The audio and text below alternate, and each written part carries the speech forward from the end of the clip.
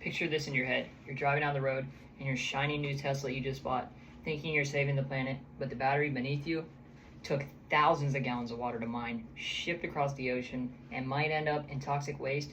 As more people consider buying EVs, it's important to know the full truth behind the benefit and impact on the environment, human rights, and wallets EVs have.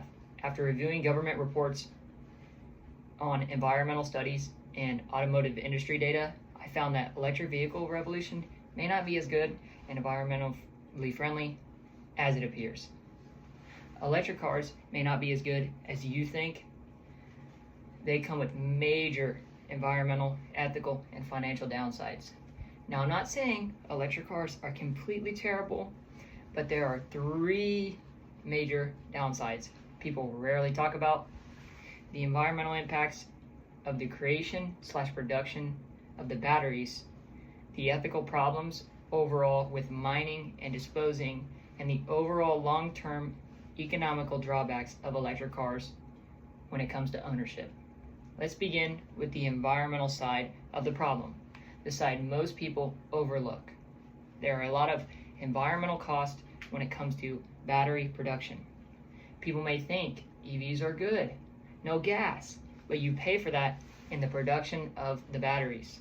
Let's look into the production of the lithium-ion batteries that power these EVs. This requires extensive mining of rare materials like lithium, cobalt, and nickel. As we know, these are non-renewable. Also, according to the U.S. Department of Energy, battery manufacturing emits more CO2 per car than making a gasoline vehicle. Let's get this straight. The making of one battery for an EV emits more CO2 than the whole gas car's production does. Another increase in CO2 comes from transportation of the batteries across countries before the cars even hit the road. While the environmental impacts are just the beginning, the overall human cost is even more concerning. There are a lot of ethical and ecological consequences of resource mining. Most notably, cobalt minings are a key EV material, and they come from the Democratic Republic of Congo, where child labor, unsafe mining conditions are common. Also, mining usually destroys ecosystems and contains water systems for people who live near these mines who need them to live and function. Furthermore, when the batteries in the EVs reach the end of their lifespan, they don't get recycled. They usually end up in landfills, releasing toxic gases that harm people who live around them. Even if we overlook the ethics, the practical side of EV ownership has a serious issue too.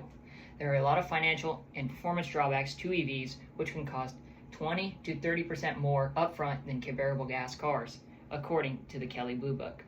Also, the batteries I've been talking about this whole time cost thousands to replace and lose capacity overcharging and use, reducing the range, leading to people who have to replace them because you can't drive for no range. Looking back, when they get their batteries replaced, another one has to be made, leading to more CO2 production. Looking back at the financial and performance downsides, the charging infrastructure is limited in many areas.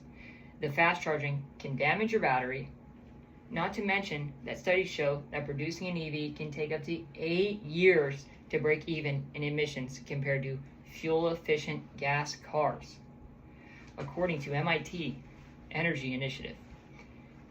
So are electric cars truly helping us, or are they just shifting the problem somewhere else? Looking back, electric cars harm the environment through their battery production, exploit workers in mining operations, and present a lot of hidden costs for consumers.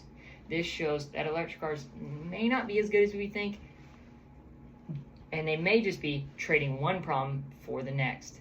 The next time you see an electric car commercial promising a cleaner future, think in your mind that true sustainability comes from balance and innovation, not just switching the plugs for the pump.